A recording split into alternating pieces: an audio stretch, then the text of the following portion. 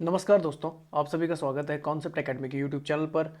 और हम डिस्कस कर रहे थे आपका यूनियन पब्लिक सर्विस कमीशन का सिविल सर्विसेज एग्ज़ाम 2021 के लिए प्रीलिम्स पेपर 1 का जीएस पेपर 1 जो सॉल्व किया जा रहा था आपका प्रीवियस ईयर पेपर्स को। तो ये था आपका प्रीवियस ईयर पेपर 2020 का, और जो क्वेश्चन थे वो डिस्कस मैं कर चुका हूँ 20 तक, और ये होंगे अब इस वीडियो में आपके 21 से लेकर 40 तक। तो स्टार्ट करते हैं वीडियो को। तो पहला क्वेश्चन लिखा हुआ है, with reference to the history of the India consider the following pairs. तो लिखा हुआ aurang in charge of the treasury of the states. दूसरा लिखा हुआ banian Indian agents of the East India Company. और फिर लिखा हुआ है मिरासीदार। तो ये लिखा हुआ है designated revenue payers to the state. तो बोल रहा है कौन सा आपका सही है, पेयर कौन सा सही है। औरंग की अगर मैं बात करूँ तो ये वॉर हाउस होते थे आपके, क्या होते थे, वॉर हाउस, मतलब भंडार गृह होते थे। तो ये वाला तो सीधे तौर पे क्या हो जाता है, गलत हो जाता है। बनियान जो होते थे इंडियन एजेंट्स होते थे ईस्ट इंडिया कंपनी के लिए, बिल्कुल सही है। और मिरासीदार जो होते थे ये डेजिग्नेटेड रेवेन्यू पेयर्स होते थे, जो रेवेन्यू पे करते थे किसको, स्टेट को, राज्य को। तो ये दोनों आपके सही है। आंसर बन जाएगा आपका सेकंड एंड थर्ड। पढ़ लेते हैं इनके बारे में। तो लिखा Orang was the Persian term. याद रखना कि औरंग एक पर्शियन टर्म है। पर्शिया बोला जाता है ईरान को, ये आपने याद रखना है। Refer to as a warehouse, क्या ये आपका एक भंडार गृह है। It is a place where the goods are collected before being sold. तो यहाँ पर क्या होते थे, जो आपके गुड्स सामग्री वगैरह होती थी उन्हें रखा जाता था बेचने से पहले। The term also refer to the workshop, इसे वर्कशॉप भी बोला जाता था। तो पहला गलत हो जाता है कि औरंग को जो उसने लिखा हुआ था। अच्छा, नेक्स्ट टर्म आता है द बनियान मेंट मीन्स बनी, जैसे बनिया बोला जाता है, आपने सुना होगा ये हिंदी वर्ड जो आपने सुना होगा बनिया। तो बनिया किसको बोला जाता है, व्यापारी लोगों को बोला जाता है बनिया। तो बनिया जो है आपका, यहाँ पे बनियान लिखा हुआ है, तो बनिया जो वर्ड अगर देखा जाएगा एन साइलेंट रख लेंगे, तो बनिया जो है वो मर्चेंट्स के लिए आता है, व्यापारी के लिए आता है। The Bania was engage by the an individual western merchant और a firm to work for them as a broker, interpreter and the agents. ये किसी भी तरीके से आपका ब्रोकर की तरह भी काम करते थे। इंटरप्रेटर मतलब मध्यस्थता, जो मध्यस्थ होता है बीच का जो होता है, मतलब जो आपका क्या होता है, कड़ी होती है बेचने और खरीदने वालों के बीच में। और एजेंट्स की तरह भी ये काम करते थे। तो सेकंड आपका बिल्कुल सही है। अच्छा, नेक्स्ट आता है अंदर the ryotwari settlement system. Ryotwari मैं बता दूंगा अभी आपको, आगे बताऊंगा कि आपका महलवाड़ी, रैयतवाड़ी और जो आपका क्या था, स्थायी बंदोबस्त था, परमानेंट सेटलमेंट था, वो किस किस जगह था।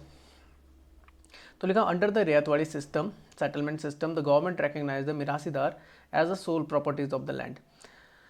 दे acted as the designated revenue payers to the states.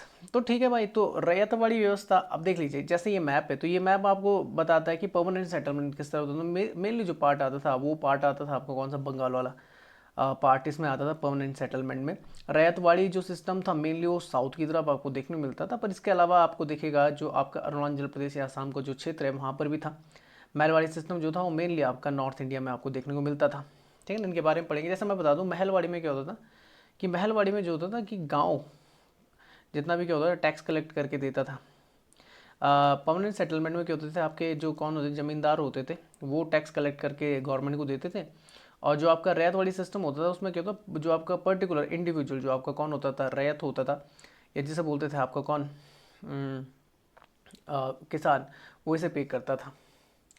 तो देख लेते हैं land revenue system in the British India. तो पढ़ लेते हैं। Land revenue system was one of the major sources of the income for the Britishers in India. They were broadly three types of the land revenue policies in the existence during the British rule in India. Before the independence there were the three major types of the land revenue system prevailing in the country. तो पहला आता है जमींदारी system, जिससे permanent settlement भी बोला जाता है। दूसरा आता है महलवाड़ी और तीसरा आता है रैयतवाड़ी सिस्टम।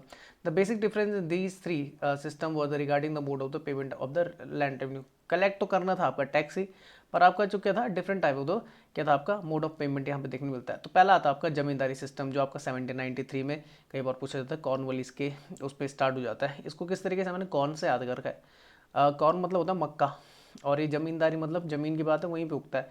तो इस तरीके से आपने याद रखना 1793।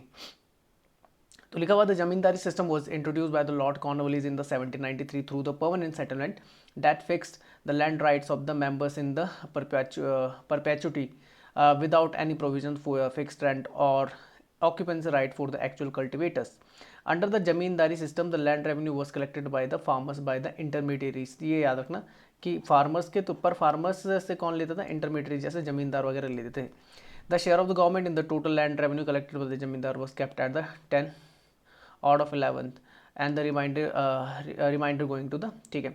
तो टोटल जितना भी टैक्स कलेक्ट होता था, मान लीजिए अगर 100 में से 11 भाग इकट्ठा होता था, तो उसमें से 10 भाग सरकार को जाता था और 1 भाग जमींदार के पास आता था।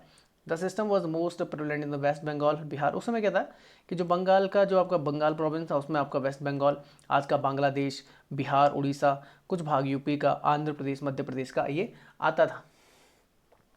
अच्छा, लिखा हो परमानेंट सेटलमेंट एग्रीमेंट क्या था, तो लिखा according to permanent land revenue settlement the zamindar was recognise the permanent owners of the land. ये बता चुका हूँ मैं।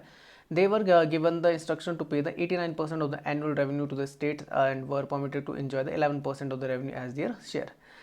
The zamindar was left independent in the internal affairs to the respective districts. अच्छा, नेक्स्ट लिखा हुआ है issued with the zamindari system, तो लिखा फॉर द कल्टिवेटर, जो उगाने वाले किसान थे in the village, the cultivator found the system oppressive in the exploitative as the rent they paid to the जमींदार was very high while his rights on the land was quite insecure। तो जब क्या होता था कि बहुत ज़्यादा क्या टैक्स वगैरह देना होता था, जो लैंड होती थी उसमें भी उसका क्या होता था, जो बोल सकते हैं जो अधिकार होता था वो भी कैसा होता, इनसिक्योर होता था। The cultivator often had to take the loan to pay the rents, और इस रेंट को पे करने के लिए वो क्या करते थे बेचारे, लोन ले लेते थे। On falling to pay the rent they were evicted from the land, और अगर वो पे नहीं कर पाते थे तो उन्हें ज़मीन से हटा दिया जाता था। फॉर द जमींदार, जमींदारों की अगर बात करें, the revenue had been fix so that high that the zamindar found it difficult to पे।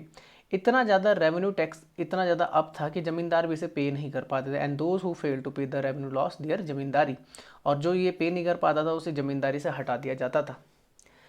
Next, the Jamindar was not so keen about the improving the land as long as they could give out the land and get rent. They preferred it. For the company की अगर बात करें, by the first decade of the 19th century, the cultivation slowly expanded and the prices rose in the market. Although the maintain an increase in the income of the Jamindar, it was no gain for the company since it could not increase the revenue demand that had been settled permanently. अच्छा, दूसरा आता है ryotwari system. कई बार पूछा जाता है second जो रैयतवाड़ी, तो in British territories in the southern India, तो मेनली जो रैयतवाड़ी थी वो नीचे की तरफ थी। There was a move away of the idea of the permanent settlement, a system that came to be known as the Ryotwari system was devised by the, ये कई बार पूछा जाता है, जैसे आपका परमानेंट सेटलमेंट जमींदारी सिस्टम जो था वो लॉर्ड कॉर्नवालिस के टाइम पे आया था, उन्हीं के टाइम पे आया था। पर यहाँ पर जो नाम आते हैं वो आते हैं दो के, एक कैप्टन अलेक्जेंडर रीड का आता है और एक सर थॉमस मुनरो का आता है। जो रीड एंड मुनरो का आपने याद रखना है, 18th सेंचुरी मिड की बात है, आपका लिखा हुआ at the 18th century and में आपका देखने को मिलता है, introduce by the letter when he was governor of the Madras presidency. तो ये आपने याद रखना है 1819 टू 1926। तो जहाँ पे वो 1793 में, ये आपका लगभग मान के चलिए लगभग 16 साल के बाद ये देखने को मिलता है 1819 में। Under the Ryotwari system the land revenue was paid by the farmer directly to the state. तो रैयतवाड़ी में क्या होता था कि जो फार्मर होते थे, जैसे मैंने आपको बताया, वो क्या करता है, डायरेक्टली पे करता था, कोई जमींदार नहीं होता था उसके ऊपर, मीडिएटर का कोई काम नहीं होता था। In this system the individual cultivator call the ryot had full rights regarding the sale transfer and the leasing of the land. अच्छा, नेक्स्ट लिखा हुआ the ryot could not be evicted from the land as long as they paid the rent. तब तक नहीं होता था जब तक किसान क्या करता था, वो पे कर रहा है क्या आपका टैक्सेस को, तब तक उसे इविक्ट नहीं किया जाता। It was prevalent in the most of the southern India, जैसे नीचे की तरफ था। First introduce in the Tamil Nadu. अगर कहीं पूछा जाता है तो याद रखिए कि जो आपके रैयतवाड़ी सिस्टम थी सबसे पहले कहाँ आपकी हुई थी सेटल्ड, तो ये आपने तमिलनाडु याद रखना है। It was later extended to the Maharashtra, Bihar, east Punjab and Coorg and the Assam reason. The advantage of the system word the elimination of the middle man. देखो इसका क्या था कि मिडिल मैन नहीं था, जैसे जमींदार वगैरह नहीं थे, वो ऑफन ऑपरेट द विलेजर्स, जो क्या करते थे, शोषण वगैरह करते थे किनका, गाँव के लोगों का। इशू क्या कहते हैं, the system gave the much power to the subordinate revenue officials whose activities were inadequately supervised. आपका क्या होता है, रेवेन्यू ऑफिसर होता, आपका ऑफिशियल्स होते थे। अच्छा, the system was dominated by the mahajans and the money lenders who granted loans to the cultivators by the mortgaging their lands. ठीक है, नेक्स्ट लिखो the money lenders exploited the cultivator and evicted them from their land in case of the loan default. चलो आगे चलते हैं। Mahalwari system आता है 19th century का भी ये केस बनता है, और लगभग 2-3 साल बाद देखने को मिलता है किसके, रैयतवाड़ी सिस्टम के। The company official were convinced that the system of the revenue had been changed again. The revenue can not be fixed permanently at such time when the company needed more money to meet its expenses on the administrative and the trades. 1822 में तो कौन रहता है, Holt Mackenzie. जैसे Read and Thomas का नाम आपका जुड़ता है किससे, आपका रैयतवाड़ी सिस्टम से, वैसे ही आपका महलवाड़ी सिस्टम का नाम जुड़ता है मैकेंजी से। आपसे याद रखना, महलवाड़ी से, एम से महलवाड़ी, एम से Mackenzie. Devise the new system known as the Mahalwari system in the north western province of the Bengal presidency. Most of the area is now in the Uttar Pradesh. Under the Mahalwadi system, the land revenue was collected from the farms of the by the village. तो मैंने बताया Mahalwari system में क्या होता था, village का जो आपके क्या होता है, विलेज से कलेक्ट होता था, जो हेडमैन होता था, जो प्रधान होता था या सरपंच जैसे बोलते हैं, वो इकट्ठा करता on behalf of the whole village and not by the zamindars. The entire village was converted into the one bigger unit called the mahal and was treated as one unit for the payment of the land revenue. The revenue under the Mahalwadi system was be revised periodically and not fixed permanently. The system was popularized by the Lord William Bentinck in the Agra and Awadh.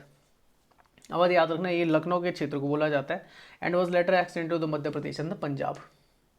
अच्छा, issue क्या कहते तो लिखा हुआ है, a major drawback in the of the system was that the survey was practically based on the faulty assumptions which left a space on for the manipulations and the corruption. At time it made the company spend more for the collection than the revenue collected. Consequently the system was regarded as a failure. फिर लिखा हुआ conclusion क्या मिलता है इन सब का, तो लिखा हुआ optimistic officials had imagined that the new system would transform the peasant into the rich enterprises farmers, but this did not happen. वो हो ही नहीं सकता था. जैसे इसमें बताया गया था कि भाई हाँ, जो किसान है, किसानों की जो दशा है वो बेहतर होगी, पर हुआ नहीं ऐसा. Driven by the desire to increase the, क्योंकि सिंपल सी बात है, कंपनी जो थी उसका कुल काम था कि केवल उससे फ़ायदा हो, ठीक है ना, उसे नुकसान नहीं होना चाहिए. तो ये चीज़ें देखी जाती थी. Revenue officials fix to high a revenue demand that peasant were unable to pay. Consequently the ryot fled the countryside and the village become the deserted in many region. मतलब आपकी क्या लग गई थी, बोल सकते हैं बंजर पड़ने लग गए थे आपके खेत वगैरह. अच्छा, कुछ और भी सिस्टम आता है, जैसे तालुकादारी सिस्टम आता है, तो लिखा होता है term taluqdari has different meaning in the different parts of the India.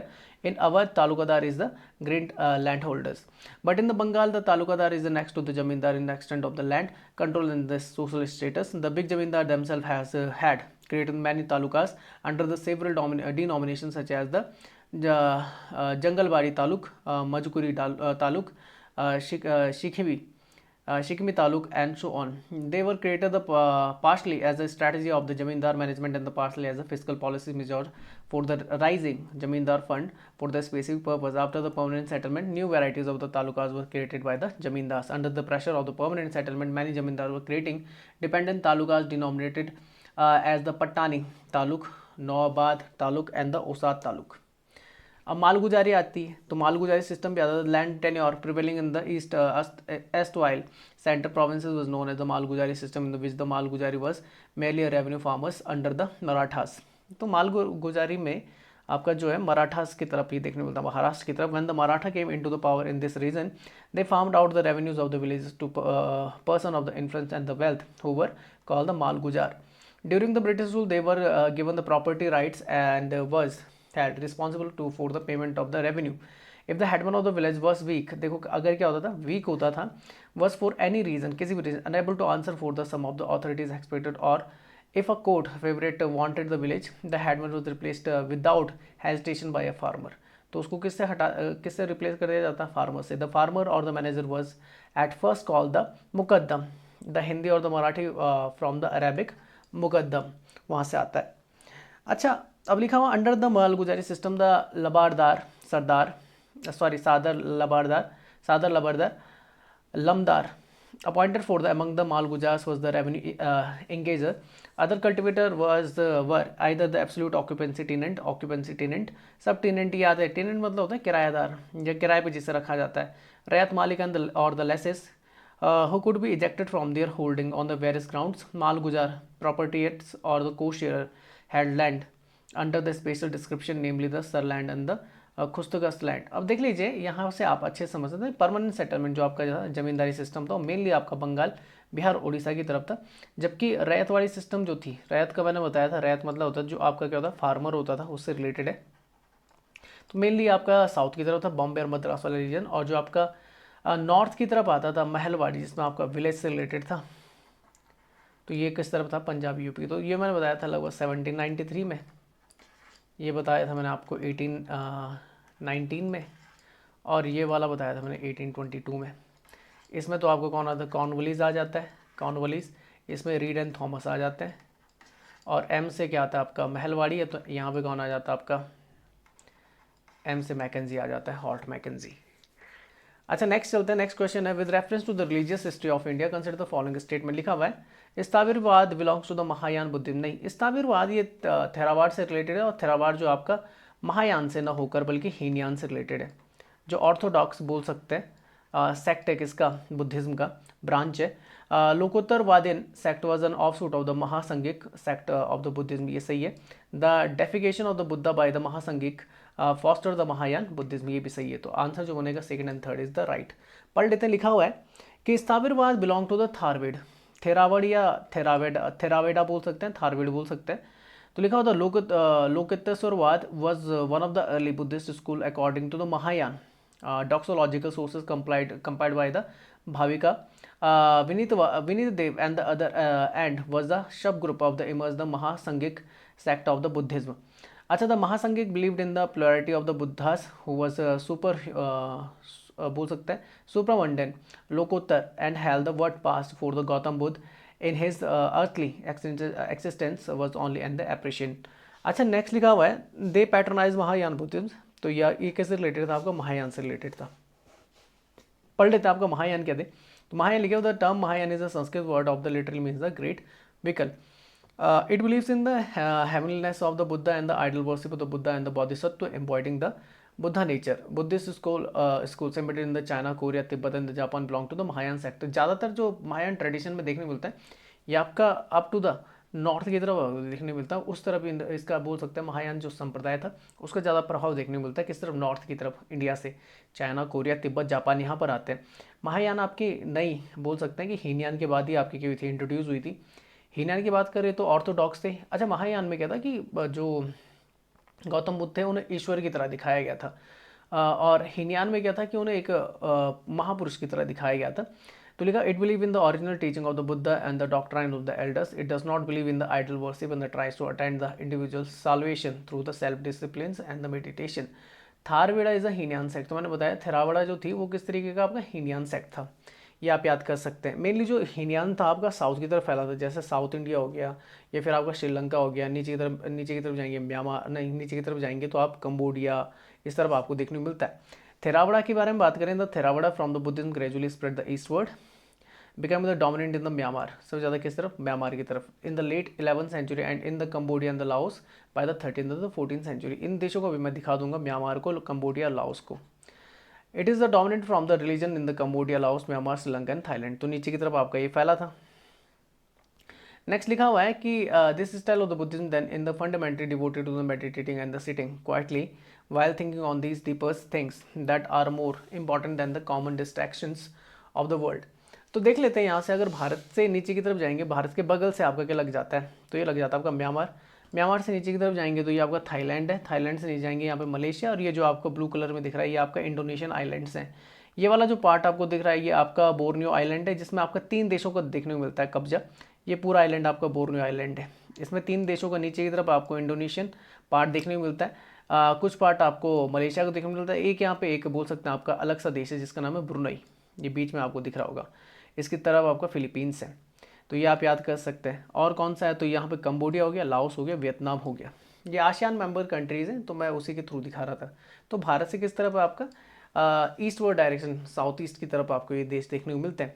Next चलते हैं, तीसरा क्वेश्चन लिखा हुआ है which of the following statement correctly explain the impact of the industrial revolution on the India during the first half of the 19th century. क्या वहाँ पर हुआ था जब इंडस्ट्रियल रेवोल्यूशन आता है ना, तो होता क्या है कि जो इंडिया की हैंडक्राफ्ट इंडस्ट्री होती है, हथकरघा उद्योग होता है, वो पूरी तरीके से बर्बाद कर देते हैं। कौन, अंग्रेज यहाँ से क्या ले जाते थे, आपका कच्चा माल उठा के ले जाते थे। वहाँ पर क्या होता है, मशीनों का इस्तेमाल करके आपके हैंडीक्राफ्ट जो आपके क्या होते हैं, हैंडीक्राफ्ट जो मेड आपके क्या होते थे, बोल सकते हैं आपके गारमेंट्स होते थे, उनको यहाँ पर सस्ते रेट में बेचते थे। जबकि यहाँ पर जो हैंडीक्राफ्ट होते थे आपके हथकरघा उद्योग या बुनकर उद्योग से जो आपके रिलेटेड जो बोल सकते हैं आपके मजदूर थे या जो कर्मचारी थे, उन पर कई गुना ज़्यादा टैक्सेस लगाया जाता था, इंडस्ट्रियल टैक्सेस लगाया जाता था। उसी कारण क्या होता था कि उस टाइम देखने को मिलता है कि भारत में काफ़ी ज़्यादा क्या होता है, बर्बादी देखने को मिलती है आपका हैंडीक्राफ्ट उद्योगों में। तो आंसर जो बनेगा इंडियन हैंडीक्राफ्ट वाज रूइंड, मतलब बर्बाद हो गए थे। तो लिखा हुआ the industrial revolution in England affect the India in the many ways. India textile now had to face the stiff competition from the English textile in the European the American markets. Heavy duties were impose on the importing the, देखो कितनी heavy duties लगा दी, imported Indian textile in the Britain. Farmers was forced to grow the cash crops. Farmers को ज़्यादातर जो था बोल सकते हैं फोर्स किया जाता था कि वो ज़्यादातर कैश क्रॉप्स उगाएं. कैश क्रॉप्स वो होते हैं जिन पे क्या होता है पैसा ज़्यादा मिलता है, जैसे कपास हो गया आपका, सिल्क हो गया आपका इंडिगो कल्टीवेशन की जाती थी. तो ये कैश क्रॉप्स होती हैं आपकी. After the industrial revolution Britain started producing the machine made goods and the textile. They were much cheaper than the Indian goods. They were also often the better in the quality. Indian handicraft slowly died because they could not compete against the cheaper product from the Britons that were flooding the Indian markets. अच्छा next question चलते, लिखा हुआ है consider the following event in the history of India. तो लिखा हुआ rise of the Pratihara under the king Bhoj. King Bhoj जो थे काफ़ी गुर्जर प्रतिहार, और ये जो बोल सकते हैं इनका जो राज था वो मालवा, मध्य प्रदेश और राजस्थान की तरफ था. और ये लगभग 800 AD के आसपास हुए, लगभग 800 AD के आसपास. Stabilise the Pallava. अच्छा बोल रहा है ना क्रोनोलॉजी दिखानी है, ऐसे ये लिखा what is the correct chronological order of the about, ठीक है ना, above events starting from the earliest time, मतलब पहले कौन सा हुआ. अच्छा नेक्स्ट आता है, अभी क्वेश्चन थोड़ा सा कठिन होता है. अगर आपको थोड़ा सा भी स्टोरी अगर आपको क्लियर होगी ना, इंसेंट अगर आपने इंडिया पढ़ी है तो आपको ईयर याद करने की जरूरत नहीं कौन सा उनका टाइम था. जैसे मैं पढ़ रहा हूँ, जैसे stabilise of the Pallava power under the Mahendra Varman.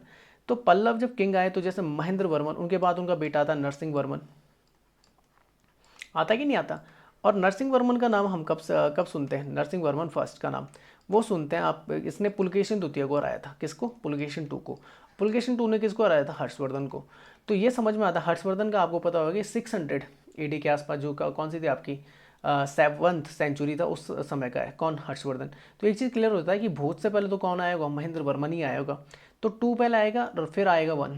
तो एक चीज़ है 2 के बाद 1 आएगा, ठीक है, यहाँ पर भी है 2 के बाद 1 आएगा तो ये गलत हो जाता है. 2 के बाद 1 आ रहा है ये सही हो सकता है, 2 के बाद तो ये गलत हो जाता है. या तो 3 होगा या तो फिर क्या होगा 1 होगा. अब मुझे देखना है कि 2 के बाद 1 आएगा कि 2 के बाद 4 आएगा. अच्छा नेक्स्ट लिखा stabilise the Chola power by the Parantaka first. तो परांतक ने चौल पावर कब किया था. चलिए ये छोड़ दीजिए कि परांतक ने कब चौल का किया था. चौल चेरा और पांडे जो देखने को मिलते हैं आपको साउथ की तरफ देखने को मिलते हैं. अच्छा Pala dynasty was founded by the Gopala. बिल्कुल सही है कि गोपाल जो थे वहाँ के जो कौन थे लीडर्स वगैरह थे उन्होंने बनवाया था. एक कमांडर इन चीफ हुआ करता था. जब गौर नरेश शशांक की मौत होती है तब जाके क्या होता है पाल डायनेस्टी आपकी सेट होती है. तो गौर नरेश शशांक को किसने मतलब मारा तो नहीं था पर भगा दिया था, हरा दिया था, वो हर्षवर्धन था.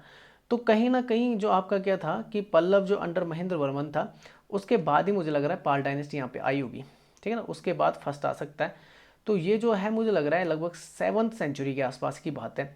तो आंसर जो बनेगा मेरे हिसाब से वो बनेगा कि 2 के बाद 4 आएगा, फिर 1 आएगा, फिर 3 आएगा. तो आंसर बन जाएगा ये. तो ये आंसर है 2413, ठीक है. तो लिखा हुआ Pallava became the major power during the reign of the Mahendra Varman first 571 to 630. मैंने बताया था ये काल जो बोला जाता है कि इसका हर्षवर्धन का 606 से स्टार्ट हो जाता है. इसका बेटा जो था वो बोल सकते हैं आपका ये भी क्या थे आपके समकालीन माने जाते हैं हर्षवर्धन के. Gopal founded the Pal dynasty in the 750. तो मैंने बताया था 8th सेंचुरी के आसपास, ये भी सही है. भोज जो थे 800 AD के बाद आपका इनका इंट्रोड्यूस होता है कार्यकाल, बिल्कुल सही है. और परांतक फर्स्ट जो थे चौला डायनेस्टी रूल करते हैं कब 907 to 953. आई थिंक इसी टाइम पे tripartite war of the Kannauj आपको देखने को मिलती है. अच्छा नेक्स्ट आता है एडिशनल न्यूज़. तो म्यांमार संत like the Appar and the Tirugnana Sambandar live during the reign of the Narasimha Varman first. Narasimha Varman first को मामल भी बोला जाता था. और ये वो व्यक्ति हैं जिन्होंने मामलपुरम की स्थापना करवाई थी, महाबलीपुरम तमिलनाडु में, ठीक है ना. और इन्हीं के जो कौन थे सक्सेसर थे आगे जाके नरसिंह वर्मन द्वितीय, उन्होंने क्या किया था 100 टेम्पल की स्थापना कहाँ की थी, महाबलीपुरम में. वैनसांग जो थे वो हर्षवर्धन के टाइम पे आते हैं. और पल्लव किंगडम में भी आपका क्या करते हैं विजिट करते हैं जब रेन रहता है किसका, नरसिंह वर्मन का. नरसिंह वर्मन को क्या बोलते हैं आपका मामल भी बोला जाता है. मामल मतलब होता है रेसलर. और इन्होंने कौन सी जो आपकी बोल सकते हैं टाइटल लिया था, तो लिया था आपको कौन सा, वातापी कोंड का, क्योंकि इन्होंने पुलकेशिन द्वितीय को हराया था जो वातापी का चालुक्य था. अच्छा नेक्स्ट आता है Ashoka inscription note the Cholas as the southern neighbour of the Maurya empire. The only notable early Chola king is the Karikala Chola, जो लगभग 170 AD के आसपास देखने को मिलता है. अच्छा, नेक्स्ट क्वेश्चन आता है, which of the following phrases define the nature of the hundi, generally refer to the sources of the post Harsha period. तो हर्षवर्धन के काल के बाद जो देखने को मिलता है, तो हुंडी किस चीज़ को बोला जाता था? हुंडी बोला जाता था बिल ऑफ एक्सचेंज को, जो आपके होते थे। तो लिखा हुआ, हुंडी is a financial instrument that develop the medieval India for use in the trade and credit transactions, they were used in the, कहाँ पे होता है? एज रेमिटेंसेज इंस्ट्रूमेंट की तरह होता था, to transfer the fund from one places to another. Credit instrument की तरह भी होता था, जब आप क्या करते थे, पैसे को खरीदते थे। और ट्रेड ट्रांजेक्शन के लिए भी इसका इस्तेमाल किया जाता है as a bill of exchange. Additional use की अगर बात करूँ तो the period assign to the Harsha और the Harshavardhana reign in the 606 to 648 तक हर्ष का शासन रहता है। और इसके दक्षिण भारत अभियान को कौन रोक देता है? पुलकेशिन द्वितीय वातापी का। तो ये आपने याद रखना है, बादामी। आई थिंक ये आपका तमिलनाडु की तरफ पड़ता है, साउथ की तरफ। अच्छा, नेक्स्ट लिखा, चाइनीज पिलग्रिम ह्वेनसांग जो करता है, विजिट करता है हर्षवर्धन के टाइम पे। और हर्षचरित जो लिखी थी, जो रिलेटेड हर्षवर्धन के जीवन काल से, वो बाणभट्ट ने लिखी थी। हर्षवर्धन ने खुद भी कुछ रचनाएं लिखी, जैसे उसमें प्रियदर्शिका, रत्नावली और नागानंद, ये 3 आ जाते हैं, कई बार पेपर में पूछे जाते हैं। अच्छा, नेक्स्ट क्वेश्चन आता है, with reference to the book Desher Katha written by the Sakharam Ganesh Dioskar during the freedom struggle, consider the following statement। तो लिखा, it warned against the colonial state hypnotic conquest of the mind, सही है। it inspired the performance of the स्वदेशी street plays, उस समय हाँ स्वदेशी movement के टाइम पे ही आपका चल रहा था। और ये जो थे 19th सेंचुरी में आपके सखाराम गणेशन दियोस्कर देखने को मिलता है। The use of the desh by the Deuskar was in the specific contest of the region of the Bengal. अच्छा, ये जो था आपका सेल्फ इंडिपेंडेंस जो वर्ड था, स्वशासन, शायद से इन्होंने दिया था सबसे पहले, मुझे जहाँ तक लग रहा है। तो आंसर तो बन जाएगा यहाँ पे, first and second is the right answer. पढ़ लेते हैं। तो लिखा हुआ है सखाराम गणेश दियोस्कर, तो ये 1869 टू 1912 लगभग वही साल है जो आपका, जब महात्मा गांधी आपके जन्मे थे। अच्छा, लिखा हुआ, he was a close associate with the Shri Aurobindo Ghosh, आपने अरविंदो का नाम सुना होगा। अच्छा, he studied the Deoghar school and the later became the teacher there.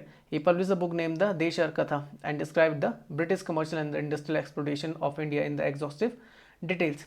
देशर कथा बुक क्या थी? तो this book was first published in the June 1904 and 10,000 copies were sold in just 4 edition within the year.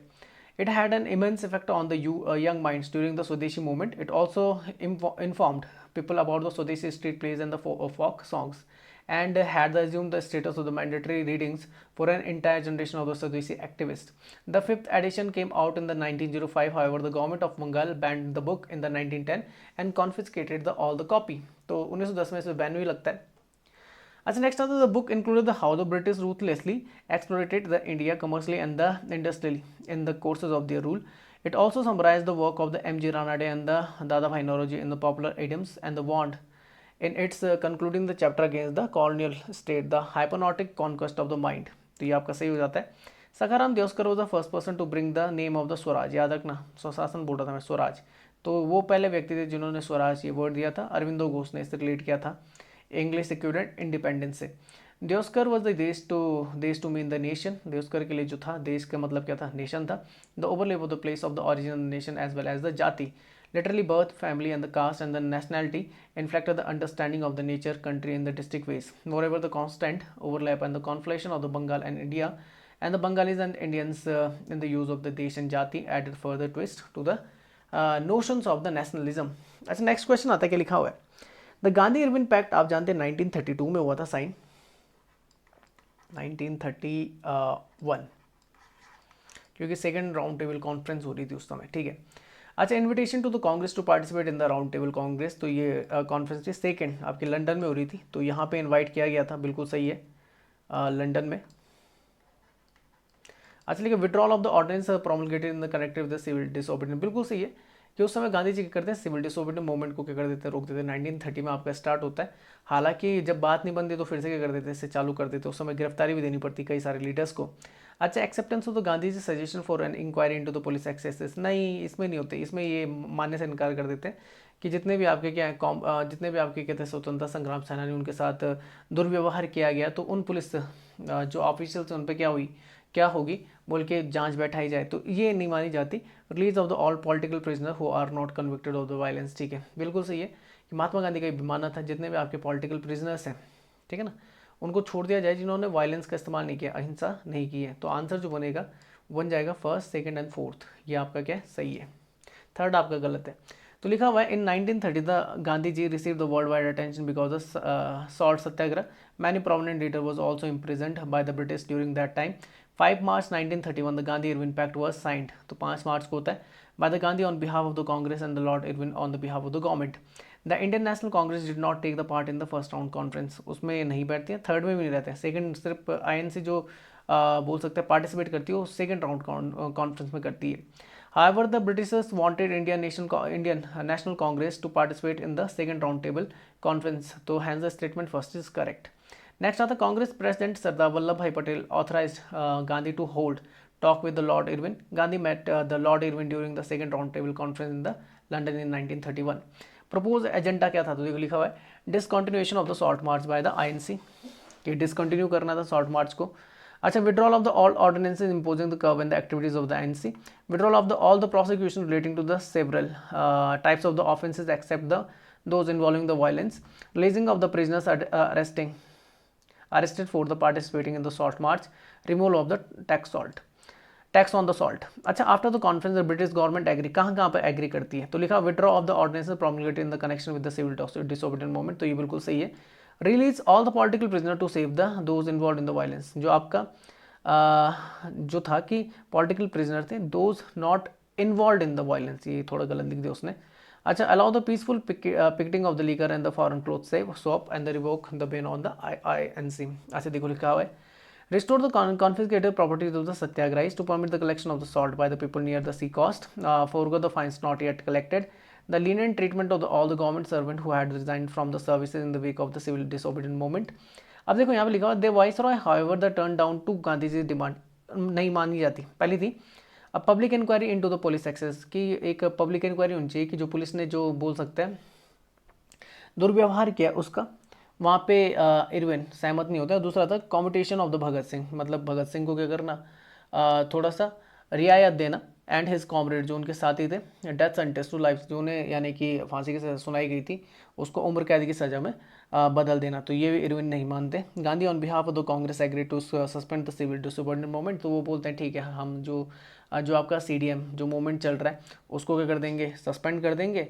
और जो round table conference होगी 1931 last में होती है उसको क्या कर देंगे, मतलब उसे ज्वाइन कर लेंगे. अच्छा, नेक्स्ट क्वेश्चन लिखा the vital Vidhvansak the first monthly journal to have the untouchable people as the target audience was published by. तो ये थे गोपाल बाबा वालंकर. तो लिखा हुआ है द वाइटल विध्वंसक डिस्ट्रॉयर ऑफ द ब्राह्मणिकल और the ceremonial pollution was the first monthly journal to have the untouchable people as its target audience. It was published by the Gopal Baba Walankar. Gopal Baba was born in the family of the महाजन जाति, जिससे आपके जो कौन थे doctor Bhimrao Ambedkar वो भी संबंधित थे. Caste which is a schedule caste. He was appointed as the local taluk board of the, जैसे मैंने तालुकदारी आपको पढ़ाई थी, ठीक है ना, जो आपकी तालुकदारी थी मालगुजारी सिस्टम था. अभी थोड़ा जो पहला आपका बोल सकते क्वेश्चन था वहाँ पे पढ़ाया था. तो बोर्ड ऑफ द महाट in the 1995 and many upper caste members were displeased with the appointment. It even caused considerable debate in the newspaper. Some upper caste people who were in the position of the power did not want anyone from the scheduled caste to take the place with them. देख रहे हो आप, जितने भी आपके upper caste थे, मतलब सब नहीं, कुछ जो थे वो बिल्कुल नहीं चाहते थे कि जो लोअर कास्ट के लोग हैं उनके साथ बैठे. Hence Gopal Baba wrote many articles for the Marathi language newspapers such as the Sudharak and the Deenbandhu. ये भी उन्होंने लिखे थे, ये भी आपने याद रखने. As well as composing the couplets in the Marathi that were intended to inspire the people. अच्छा, नेक्स्ट क्वेश्चन आता है with reference to the history of India the term कुल्यवाप एंड द द्रोणवाप. ये आपकी क्या होती है, मेजरमेंट्स ऑफ द लैंड होती थी, जैसे मुट्ठी, नाली, ठीक है ना, हेक्टेयर, स्क्वायर फीट, ये होते हैं. तो कुल्यवाप और द्रोणवाप वहाँ पे आपको देखने को मिलता था एंसेंट इंडिया में. तो लिखा the agriculture crops constitute the main resources which the society produce and the major part of the revenue of the states came from agriculture. Various type of the lands and mentioned in the inscription. The land under the cultivation was usually called the क्षेत्र, खिल. अच्छा देखो, भूमि को खिल भी बोला जाता था, क्षेत्र तो बोला जाता था. was the uncultivable land. तो ये कैसे होती थी, खिल जो होती थी वो कैसे भूमि को बोला जाता, अनकल्टिवेटेड होती थी, बंजर होती थी. अपराहता with the jungle forest land and the गोपत. अब देखो अपराहत कैसे बोला जाता, जंगल और फॉरेस्ट को बोला जाता. गोपत सराज होता, वो पैस्चर लैंड को बोला जाता है, जहाँ पर क्या होती थी आपकी खेती वगैरह की जाती थी. द वस्ती वॉज द हैबिटेड लैंड, जहाँ पर रहते थे. तो ये आपने याद रखना, गौपथ पैस्चर लैंड को बोलते थे, वस्ती हैबिटेड लैंड को बोलते थे, खिला आपका किसको अनकल्टिवेटेड लैंड को बोलते थे. तो ये आपने याद रखना। Different land measurement were known in the different region as the निर्वर्तन, कुल्यवाप एंड द्रोणवाप। जैसे लिखा हुआ है वाप मतलब होता है to sow.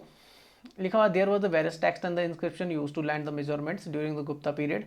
The term for the shortest distance, जो आपके शॉर्ट डिस्टेंस होती है जैसा आपका अंगुल होती थी, तो ये 3/4 इंच के आसपास होता था। हस्त होता था हाथ। Cubit was the standardised distance between the tip of the elbow and the middle finger तक। ये देखना होता था जो आपकी कोहनी होती थी उससे लेकर जो आपकी बीच की जो उंगली होती है वहाँ तक होती है 18 इंच के आसपास ही देखने को मिलता था।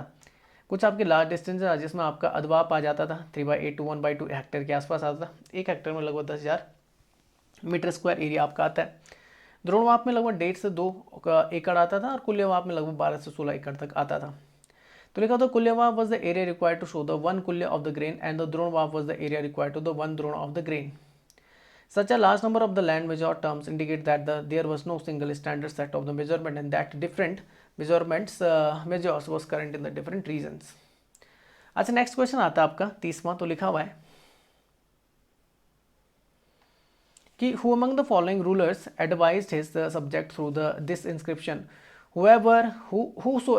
Whosoever praises his religious sectors blames other sect out of the excessive devotions to his own sect with the view of the glorifying his own sect is rather injurious his own sect very severely। वो ये बोला जा रहा है और ये बोला था द ग्रेट अशोक ने बोला था। और ये तब बोला था जब वो क्या करते हैं धर्मों को अपना लेते हैं, वो बौद्ध धर्म को अपना लेते हैं। तो वो ये बोल रहे हैं कि अगर आप ये सोचते हैं, अगर कोई व्यक्ति ये सोचता है कि उसका धर्म क्या आपका महान है और बाकी के धर्म कैसे हैं, तुच्छ है, नगण्य है, तो वो क्या करता है अपने धर्म को बेहतर बनाने के लिए अपने ही धर्म को इंजर्ड करता है, क्या करता है अपवित्र बनाता है। ये किसने बोला था? अशोक ने बोला था। तो लिखा हुआ है Ashoka has been credited with the propagation of the tenets of the Buddhism sect. Ashoka dhamma way of the life did not involve any worship of the god and the sacrifices and he thought that his duty toward his subjected was like that of the father toward his son। उसने ये बोला कि जिस तरीके से हमारा धर्म के प्रति क्या होता है एक जिम्मेदारी बनती है जैसे पिता का अपने पुत्र के प्रति बनती है। Ashoka addicts and the inscription contain the instruction on the religious matters specially Buddhism and the rule of the conduct of the भिक्षुक। तो मैंने बताया था जो आपके इंस्क्रिप्शन है जो रॉक एडिक्ट्स हैं, तो अशोक ने क्या किए थे जो आपका नॉर्थ वेस्ट की तरफ थे तो वहाँ पे अरमाइक और खरोष्टी जो आपकी लिपि थी स्क्रिप्ट थी उसमें लिखवाए थे ताकि वहाँ के लोग क्योंकि कनेक्टेड होते थे ज़्यादा आपका पर्शिया से और जो कौन थे ग्रीक जो आपके रूलर थे वहाँ पे रहते थे तो वहाँ से कनेक्टेड हो जाते थे। बाकी सेंट्रल ऑफ द एशिया में उन्होंने ब्राह्मी का इस्तेमाल किया। आगे लिखा हुआ Ashoka inscription can be classified into the pillar edicts major rock edicts and minor rock edicts, ये देखने मिलता है। तो लिखा हुआ जेम्स प्रिंसेप जो थे फर्स्ट पर्सन थे जिन्होंने डेसिफायर कर दिया था अशोक एडिक्ट्स को और आई थिंक इन्होंने पढ़ ली थी खरोष्टी और ब्राह्मी दोनों पढ़ ली थी जिसमें इन्होंने पता लगा दिया कि जो देवान प्रिय और प्रियदर्शी का जिसे बोला जा रहा है वो एक्चुअल में अशोक है। अच्छा दिखा the except from the 12th major rock edict rate तो 12वां जो मेजर रॉक एडिक्ट है उसमें ये सारी चीज़ लिखी जो मैंने अभी पढ़ के सुनाई थी आपको। अच्छा लिखा growth in the essential can be done in the different ways but all of them has their roots resting in the speech that is not. तो ये आप पढ़ सकते हैं पूरा, ठीक है ना। मैं थोड़ा ये बता देता हूँ the inscription of the other major rocks. तो पहले में आपको क्या देखने को मिलता है, तो पहले एक चीज़ देख लीजिए पिलर एडिक्ट्स आपके लगभग 7 हैं, मेजर रॉक एडिक्ट आपके 14 हैं और आपके 2 सेपरेटेड हैं और माइनर जो आते हैं वो आपके कितने आते हैं 6 आते हैं। तो फर्स्ट में क्या प्रोहिबिट एनिमल स्लॉटर जो आपके जानवरों की बलि उसको प्रोहिबिट करना है मतलब निषेध करना है। सेकंड वाले में केयर है किसकी मैन एंड एनिमल की। थर्ड में जेनरोसिटी है ब्राह्मणों के प्रति। फोर्थ में आपका साउंड ऑफ धम है जो पूछा जाता है। 5 में आपका स्लेव राइट्स है और 6 में आपको वॉलफेयर मेजरमेंट्स है। 7th में tolerance of the all religions है, सभी धर्मों का सम्मान है। 8 में आपका अशोक का फर्स्ट बोध गया पूछा जाता है। बोध गया में जब आपके अशोक जाते हैं तो इसका जिक्र किस में मिलता है, तो 8वें में मिलता है। 9वें में आपका condemn the popular ceremonies. 10th में disapproval of the individual desire for the glory. 11th में आता है एलेबरेट ऑन द धम और 13 आता है Ashoka voice Roy over the Kalinga और 14 में आता है engraving of the inscription installed in the various part of the country. तो ये कुछ आ जाते हैं आपके। तो एडिक्ट्स ये देख सकते हैं आपके, ठीक है। मेजर एडिक्ट्स जो आपका ये आपको स्क्वायर फॉर्म में देखने मिलेंगे। पिलर जो एडिक्ट्स हैं वो आपके ट्राइंगल शेप में और माइनर जो आपके वाइट स्क्वायर में आपको देखने को मिलेंगे। एक आपका कालसे में भी मेजर रॉक एडिक्ट्स जो उत्तराखंड में आपका फॉल करता है। तो एक काम करते हैं 30 तक इस पार्ट को रखते हैं, ये पार्ट फर्स्ट रख देंगे। पार्ट सेकंड में मैं क्या कर दूंगा 31 से लेकर 40 तक के क्वेश्चन आपको करवा दूंगा। तब तक फिलहाल आप क्या कर सकते हैं इस वीडियो को जो PDF है मैं एक साथ ही डाल दूंगा जो आपका 21 से लेकर 40 तक होगा, क्योंकि मुझे लग रहा है कि ये काफ़ी बड़ा हो जाएगा वीडियो, लगभग 1 डेढ़ घंटे के आसपास हो सकता है, क्योंकि लगभग 40 मिनट के आसपास तो आपका ये हो गया है। हाँ, लगभग 40 मिनट के आसपास तो लंबा हो जाएगा, इसलिए क्या करते हैं 30 तक ही रखते हैं एक पार्ट में, और बाद में आपका 31 से लेकर 40 तक उन क्वेश्चंस को कर लेंगे। ठीक है ना। तो इस वीडियो को जो PDF है मैं टेलीग्राम ग्रुप और व्हाट्सएप ग्रुप में एक साथ ही डाल दूंगा, जब पूरे क्वेश्चन पार्ट 1 पार्ट 2 करा दूंगा 40 तक। और दूसरा, अगर आप यूट्यूब में इस वीडियो को देख रहे हैं तो लाइक करें, शेयर करें और सब्सक्राइब करना ना भूलें चैनल को, अगर आपने अब तक नहीं किया है। सब्सक्राइब करते ही आपको बेल आइकन प्रेस करना, उसके बाद और नोटिफिकेशन पे क्लिक कर लेना। उससे होगा क्या कि जितने वीडियो मेरे द्वारा बनाई जा रही है वो आपको टाइम टू टाइम मिलती जाएंगी। इसके अलावा हम फेसबुक पे भी हैं, वहाँ पे भी हमारे पेज को आप लाइक कर सकते हैं, हम इंस्टाग्राम पर भी, वहाँ पे आप हमें फॉलो कर सकते हैं। तो वीडियो को देखने के लिए बहुत बहुत धन्यवाद। मिलते हैं फिर नेक्स्ट पार्ट के साथ, तब तक के लिए जय हिंद, जय भारत।